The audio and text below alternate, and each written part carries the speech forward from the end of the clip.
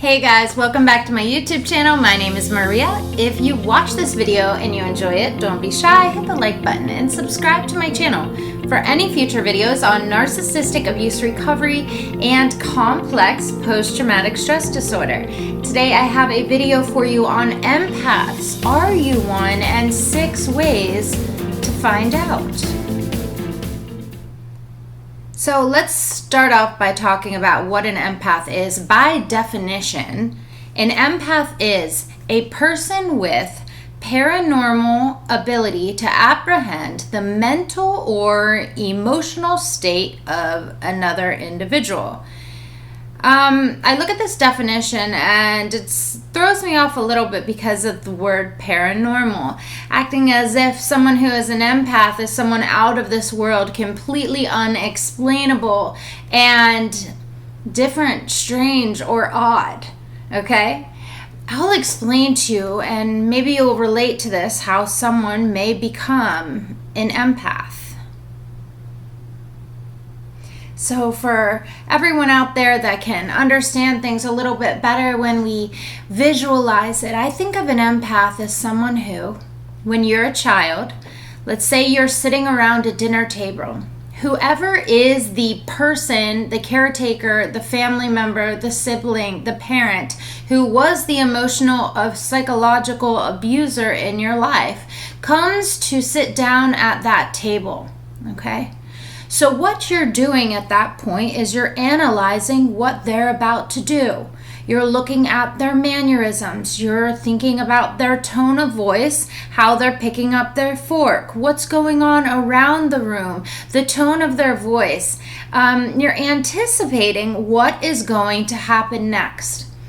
We do this because we are protecting ourselves as children from people who are emotionally abusing us. As adults, we have done this for years, where we are analyzing people, their mannerisms, and the way in which they tick, so that we are protecting ourselves from being hurt. So after we've done this for enough years, we become what is called an empath, someone that can take on the feelings of others, since we have spent so much time studying the mannerisms and the way in which others move about in this world. Let's get into the 6 different ways to tell whether or not you may be an empath.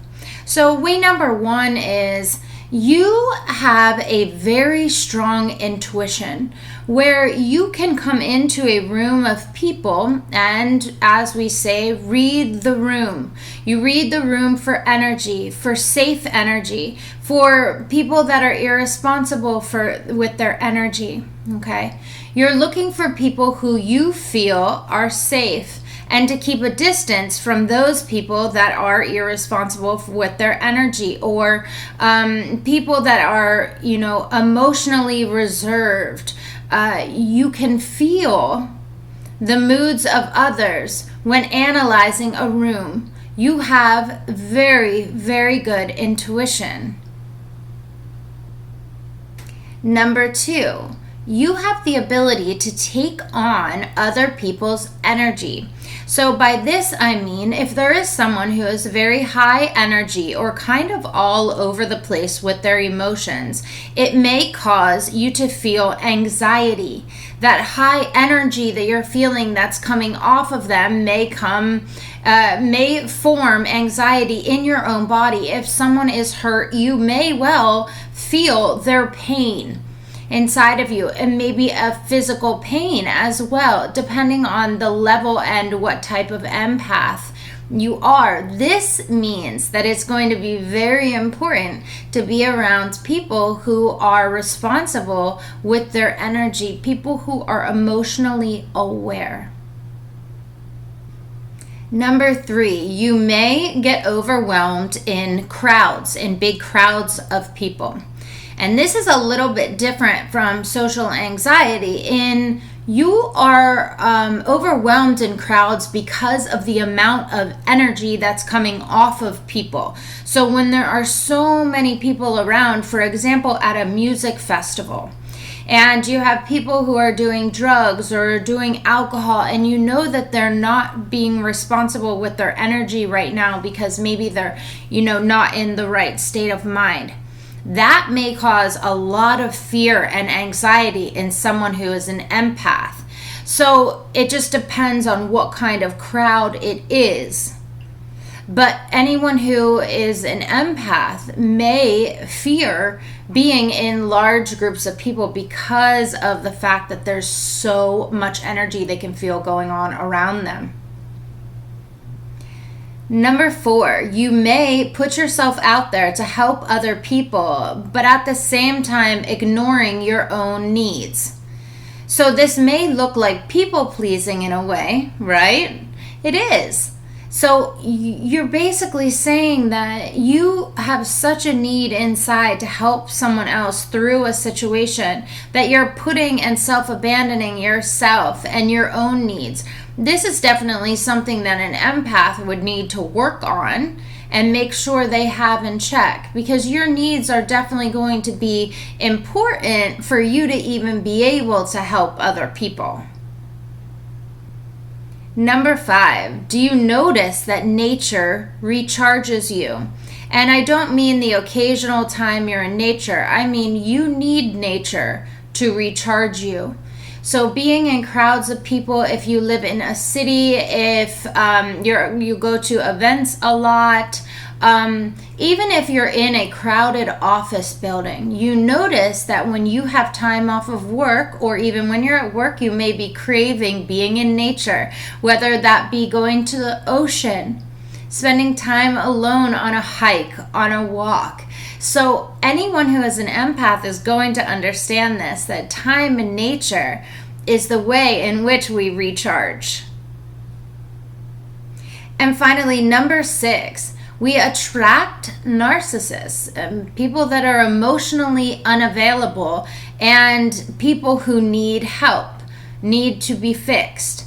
Okay? So the thing is with empaths, see, narcissists need to be filled with narcissistic supply. And empaths have that sort of supply where they feel as if they have the ability to fix people, to help people. So they want to offer up that supply, that empathy that the narcissist is lacking. So this is a good way in which a narcissist knows that they can love bomb the empath, make the empath feel loved and secure, and then go into the phase in which they devalue the empath, emotionally abuse them, and then discard them. Okay, so this feels terrible for an empath, and this is like very destructive, but this is something that a narcissist or someone who is emotionally unavailable seeks out, and they look for people who are empaths to give them that narcissistic supply. This is something that an empath can work on, build themselves up and understand the signs and what they are worthy of so that they do not get into these narcissistic relationships. Okay guys, thank you so much for watching. If you enjoyed this video, don't be shy, hit the like button. Subscribe to my channel for any future videos on narcissistic abuse recovery and complex post-traumatic stress disorder.